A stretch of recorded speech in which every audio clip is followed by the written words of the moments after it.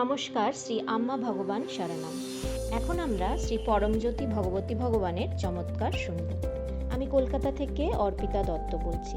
শ্রী পরমজ্যোতি ভগবতী ভগবানের আশীর্বাদে প্রাপ্ত এক ঐশ্বর্য চমৎকার আপনাদের সঙ্গে ভাগ করে নিতে চাই। সম্প্রতি শহরের বাইরে এক সফরে থাকাকালীন আমার পরিবহনকারীকে অর্থ প্রদানের জন্য জরুরি নগদ টাকার প্রয়োজন হয়েছিল। সন্ধ্যা 6:30টার দিকে টাকা তোলার জন্য আমি কাছের একটি এটিএমে যাই।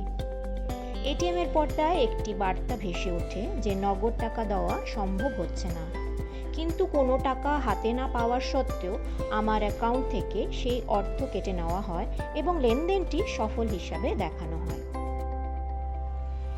সেই অপরিচিত জায়গায় ব্যাংকের কাজের সময় শেষ হয়ে যাওয়ার পরেও আমি ব্যাংকে যোগাযোগ করি। কর্মীরা ধৈর্য ধরে আমার সমস্যার কথা শোনেন এবং জানান সমস্ত কিছু খুঁটিয়ে দেখার পর যদি আমার বক্তব্য সত্য হয় তবে টাকা ফেরত পাওয়া যাবে, কিন্তু সমগ্র প্রক্রিয়ার জন্য 10 থেকে 15 কর্মদিবস সময় লাগতে পারে। আমি অত্যন্ত উদ্বিগ্ন হয়ে পড়ি, কারণ আমার তাৎক্ষণিকভাবে টাকার প্রয়োজন ছিল এবং সাহায্য করার মতো আশেপাশে কেউ ছিল না। কিন্তু আমার অন্তরে গভীর অটল বিশ্বাস ছিল যে যখন সব পথ বন্ধ বলে মনে হয়, তখনও শ্রী পরমজ্যোতি ভগবতী ভগবান নিশ্চয়ই কোনো না কোনো উপায় বের করে দেন। ঠিক পরের দিন সকালেই অপ্রত্যাশিতভাবে আমি আমার ব্যাংকের কাছ থেকে একটি ইমেল পাই। তাতে জানানো হয় যে আগের দিনের লেনদেনটি বাতিল করা হয়েছে এবং সম্পূর্ণ অর্থ আমার অ্যাকাউন্টে ফেরত দেওয়া হয়েছে। অন্য একটি এটিএমে ব্যালেন্স চেক করে দেখি যে টাকাটি ফিরে এসেছে।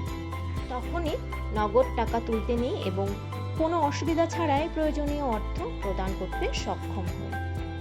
আমি স্পষ্টভাবে উপলব্ধি করি যে এই অপ্রত্যাশিত ও সময়োপযোগী সমাধানটি কেবল শ্রী পরমজ্যোতি ভগবতী ভগবানের অসীম কৃপা, নির্দেশনা, ভালোবাসা ও করুণার মাধ্যমে সম্ভব হয়েছে।